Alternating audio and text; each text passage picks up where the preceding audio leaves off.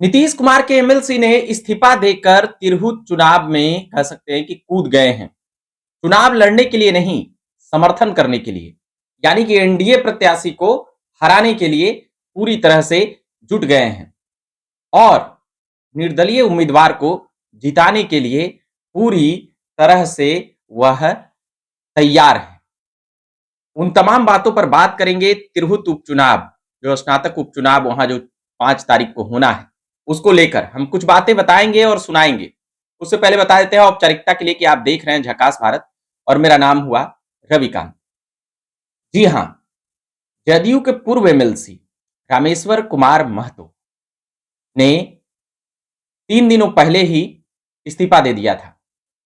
मगर अब एक और जो बड़ी बातें आ रही है, उस इस्तीफे के पीछे की बातें जो आ रही है या उनके निर्णय की जो बातें आई है, वह यह है कि वह निर्दलीय प्रत्याशी राकेश रोशन को वह समर्थन करेंगे। उसमें कई मुद्दे भी वह जुड़वाए हैं। साथ ही राकेश रोशन कौन है? राकेश रोशन लोजपा रामविलास के नेता रहे हैं। प्रदेश के आईटी सेल के भी वह वहां पर जिम्मेदारी संभाल चुके हैं और साथ ही उपाध्यक्ष भी रहे हैं और भी लगभग 7-8 सालों से वो लोजपा से जुड़े हुए थे। चिराग पासवान के करीबी भी बताते हैं। मगर उनका कहना था कि अब तो चिराग पासवान को जो बनना था वह बन गए, मगर हमें भी कुछ तिरहुत के लिए करना है।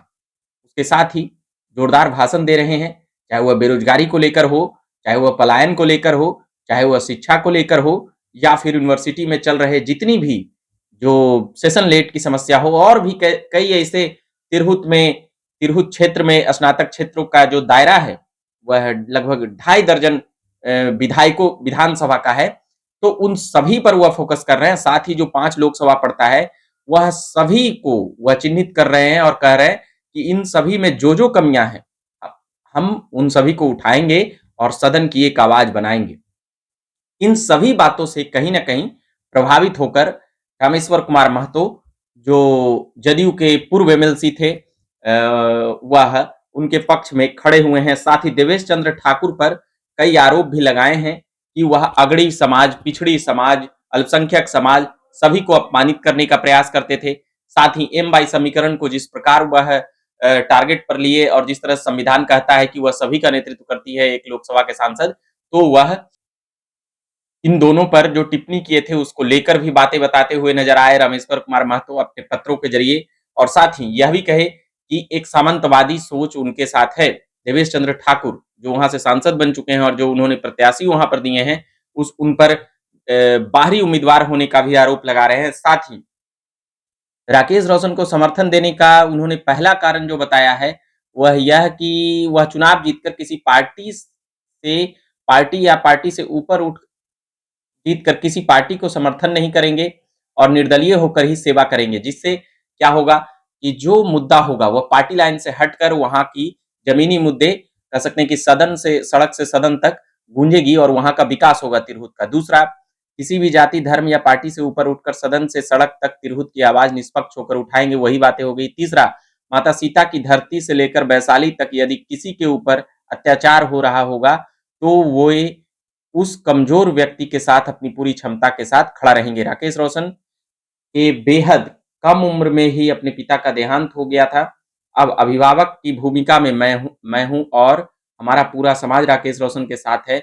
आशा है कि हमें जल्द ही सामंतवादियों से छुटकारा मिलेगी, जो चुनाव जीतने के बाद बोलते हैं कि इस जात ने उस जात ने मुझे वोट नहीं दिया, मुझे स्वार्थी जात है, तो आइए हम सब मिलकर इतिहास बदलें।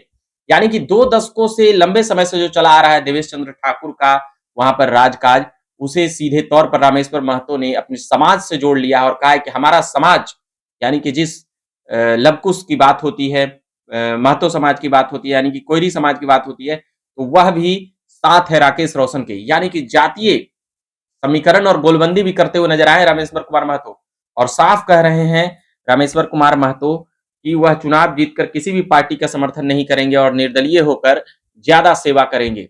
और ये बातें राकेश रोशन भी कह चुके हैं, साफ कह चुके हैं कि बेरोजगारी को लेकर, महंगाई, सड़क, जितनी भी सिस्टम में भ्रष्टाचार है, सीओ ऑफिस, बीडीओ ऑफिस, जहां भी गलत अनियमित कार्य होते हैं वहां पर हम काम उन्हें ठीक करेंगे। तो अब रामेश्वर कुमार महतो का सीधे तौर पर जदयू से इस्तीफा के बाद एक निर्दलीय उम्मीदवार प्रत्याशी का समर्थन कर रहे हैं और साथ ही यह भी कह रहे हैं कि हमारे समाज का, यानी कि जाति से वह जोड़ने से कह सकते हैं कि यहाँ पर जोड़ते हुए नजर आए हैं।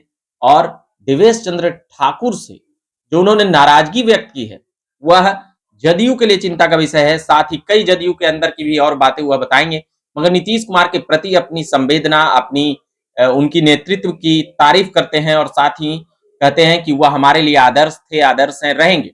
रामेश्वर महतो का जो कहना था, नीतीश कुमार से अभी भी उनका लगाव नहीं खत्म हुआ है, मगर जदयू वह छोड़ रहे हैं कुछ नेताओं की वजह से। उसमें देवेश चंद्र ठाकुर को सीधे तौर पर एकदम निशाना लिया है, या कह सकते हैं कि उन पर काफी भारी कटाक्ष नहीं की है, उन पर पार्टी के गतिविधियों से अलग जाकर उन पर कई बातें बताई है। साथ ही जदयू के लिए खतरा बताया है, साथ ही उस क्षेत्र के नेतृत्व के लिए भी खतरा बताया है। तो आप समझ सकते हैं कि रामेश्वर महतो किस तरह का अब यहाँ पर, अब क्या उनका पार्टी में, किस पार्टी में जाने का मंशा होगा या नहीं होगा। मगर उससे पहले एक निर्दलीय प्रत्याशी को समर्थन देकर एक बड़ा खेल वह तिरहुत स्नातक उपचुनाव में कर दिए हैं। बाकी आप देखते रहिए झक्कास भारत। मेरा नाम रविकांत हुआ। धन्यवाद।